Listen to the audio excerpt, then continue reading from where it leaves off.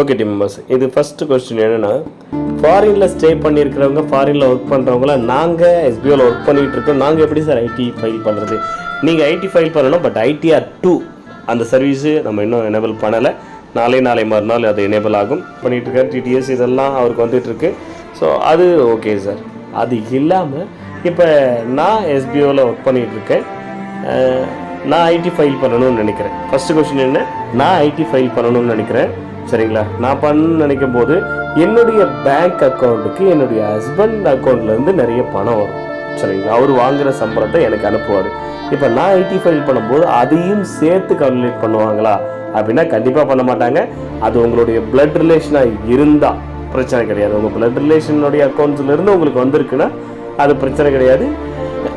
அதுக்கும் சேர்த்து நீங்கள் ஐடி ஃபைல் பண்ணணுன்றது அவசியம் கிடையாது. அது இல்லாமல் உங்களுடைய அக்கௌண்ட்டில் வரக்கூடிய மற்ற சோர்ஸ்லேருந்து வரக்கூடிய இன்கம்மை மட்டும்தான் நீங்கள் கணக்கு காமிக்கிற மாதிரி வரும். அதுக்கு மட்டும்தான் நீங்கள் ஐடி ஃபைல் பண்ணுற மாதிரி வரும். அது மட்டும்தான் அந்த லிமிட்குள்ளே, அந்த 5 to 7 lakhsக்குள்ளே இருக்கிற மாதிரி இருக்கணும், சரிங்களா? ரைட். ஸோ இதில் கிளியராக இருங்க. அவங்களே 2 கொஸ்டின் கேட்டிருந்தாங்க. ஃபர்ஸ்ட் கொஸ்டினோட ஆன்சர், ஸோ இப்போ என்னுடைய ஹஸ்பண்ட் கிட்டேருந்து வருது, பிரதர் கிட்டேருந்து, சிஸ்டர் கிட்டேருந்து வருது, அந்த பணத்துக்கெல்லாம் ஐடியில் கணக்கு காமிக்கணுமா? அதெல்லாம் காமிக்கணும்னு அவசியம் இல்லை. ஒரே ஃபேமிலிக்குள்ளே அது அவங்களுடைய இன்கம்லேருந்து வர்றதுனால அதை அவங்க பார்த்துக்குவாங்க. ஓகே, ரைட், பிரச்சனை இல்லை, சரிங்களா? ரைட். 2வது கொஸ்டின் என்னென்னா, இப்போ என்னுடைய ஹஸ்பண்ட் அந்த கம்பெனியில் ஒர்க் பண்ணுறாரு, ஐடி ஃபைல் பண்ணுறாரு, எஸ்பிஓவில் ஒர்க் பண்ணுறாரு, அவர் ஆல்ரெடி ஐடி ஃபைல் பண்ணிகிட்டு இருக்காரு, சரிங்களா? அப்படி இருக்கும்போது இங்கேயும் ஃபைல் பண்ண முடியாது இல்லைங்களா? ரைட். அப்போ நான் என்ன பண்ணலாம் அப்படின்னா, என்னுடைய இன்னொரு பேங்க் அக்கௌண்ட்டு ஒன்று க்ரியேட் பண்ணலாம், சரிங்களா? நான் ஆன்சரே சொல்கிறேன். இன்னொரு பேங்க் அக்கௌண்ட் க்ரியேட் பண்ணி என்னுடைய ஹஸ்பண்டுக்கு கொடுத்துடலாம்.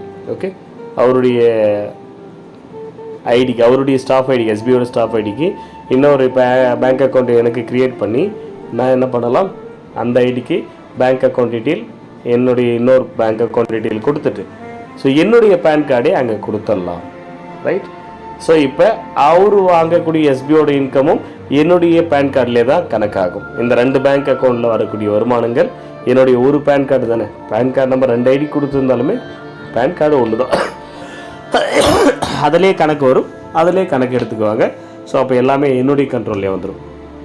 அவர் பேர்லேயே ஐடி இருக்கும், பட் பேங்க் அக்கௌண்ட் டீட்டெயில்ஸ் என்னுடைய இதை நான் கொடுத்துக்கலாம். ஓகே, ஸோ அதை தான் நான் சொல்கிறேன். ஃபேமிலியில் 4 பேர் ஐடி போட்டுட்ருக்கீங்க, 3 பேருக்கு அதர் சோர்ஸ் ஆஃப் இன்கம் இருக்குது, டேக்ஸ் கட்டுறீங்க, ஐடி ஃபைல் பண்ணுறீங்க, இல்லை TDS வேறு எங்கன்னா வந்துட்டுருக்கு, இல்லை கவர்மெண்ட் இன்கம் வந்துட்டுருக்கு, ஏதோ ஒரு மானியம் வருது, தொகை வருது, ஏதோ இந்த மகளிர் குழு இன்கம் வருது, ஏதோ ஒரு இன்கம் வருது அப்படின்னா, ஒருத்தருக்கு அந்த இன்கம் இல்லாமல் இருக்குது அப்படின்னா அந்த ஒருத்தர் பேரில் 2-3 பேங்க்கில் அக்கௌண்ட் க்ரியேட் பண்ணிக்கிட்டு ஒருத்தருடைய பேன் கார்டு மீதி இருக்கிற எல்லா ஐடிக்கும் ஆக்டிவேட் யூஸ் பண்ணிக்கலாம். அந்த ஒருத்தர் பேரில் வச்சுருக்கிற மற்ற பேங்க் அக்கௌண்ட் 2-3 அக்கௌண்ட் க்ரியேட் பண்ணி அதையே அந்த ஐடிக்கு யூஸ் பண்ணிக்கலாம். ஸோ இப்போ இந்த ஆன்சர்ஸ் நீங்கள் உங்களுக்கு நிறைய பேருக்கு யூஸ்ஃபுல்லாக இருக்கும். ஸோ ஒருத்தர் உங்ககிட்ட இருந்தால் கூட போதும், அவங்க பேன் கார்டு 2-3 ஐடிக்கு யூஸ் பண்ணிக்கலாம், அவங்க பேரில் 2-3 பேங்க் அக்கௌண்ட் க்ரியேட் பண்ணி என்ன பண்ணலாம், மற்ற ஐடிஸ்க்கும் யூஸ் பண்ணிக்கலாம். ரைட். ஒருத்தர் இத்தனை பேங்க் அக்கௌண்ட் தான் வச்சுருக்கணுன்றது ரூல்ஸ் கிடையாது. ஓகே, எல்லாத்துலேயும் வருமானமும் வரப்போகுது, ஆக்டிவாக தான் இருக்க போகுது, அதனால் தாராளமாக யூஸும் பண்ணலாம். ஓகே, ஸோ இது கிளியராக இருக்கா? Okay, clear. ரைட். அதுக்கும் சந்தேகமாக இருக்குன்னா உங்களுடைய ரிலேஷன் வேறு யாருன்னா இருந்தாங்கன்னா, அவங்க நம்பிக்கையானவங்களாக இருந்தாங்கன்னா அவங்களுடைய பேங்க் அக்கௌண்ட் டீட்டெயில் உங்களை நம்பி கொடுப்பாங்க அப்படின்னா, ஸோ அவங்க பேங்க் அக்கௌண்ட் டீட்டெயில்ஸ் ஒரு 2-3 பேருடைய அக்கௌண்ட் டீட்டெயில்ஸ், இல்லை ஒருத்தருதே ஒரு 2-3 அக்கௌண்ட் வாங்கி உங்கள் 3 ஐடிக்கு யூஸ் பண்ணிக்கலாம்.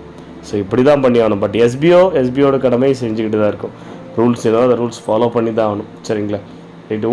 உங்களுடைய பயம் எஸ்பிஓ அதெல்லாம் எதுவும் பிரச்சனை வராதுன்னு தான் சொல்ல முடியும், சரிங்களா?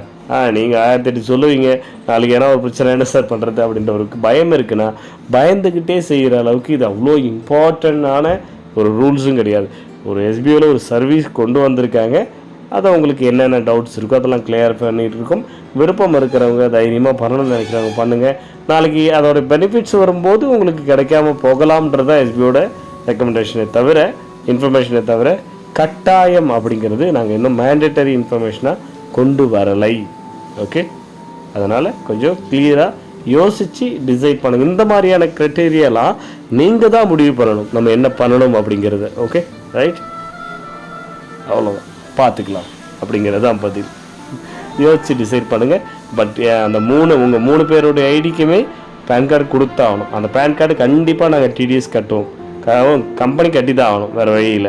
அப்போ கவர்மெண்ட்டுக்கு இந்த விஷயம் தெரிய வரும், கவர்மெண்ட்டுக்கோ இல்லை அந்த கம்பெனி ப்ரைவேட் செக்டருக்கோ தெரிய வரும். ஸோ இப்படி இருந்தால் அந்த 2 இன்கம் வருது இல்லையா கவர்மெண்ட்டில், வந்து அதனால் பாதிப்பு, அதில் எதுவும் பாதிப்பு இல்லை. ஆனால் உங்கள் ப்ரைவேட் கம்பெனி நீங்கள் ஒர்க் பண்ணுறீங்க, அங்கே தெரிஞ்சதுன்னா உங்கள் பேரில் டிடிஎஸ்லாம் வேறு கம்பெனிலேருந்து வருது, டிடிஎஸ் வருதுனாலே அந்த அளவுக்கு அது ஒரு ப்ரைவேட் செக்டர் மூலயமா தான் வருதுன்னும் போது இதனால் ஏதாவது பாதிப்புகள் வரலாம். அதனால் உங்கள் பேன் கார்டை முற்றிலும் தவிர்க்கிறது நல்லது. எங்களோட ரெக்கமெண்டேஷன் அதுதான். Okay, next question.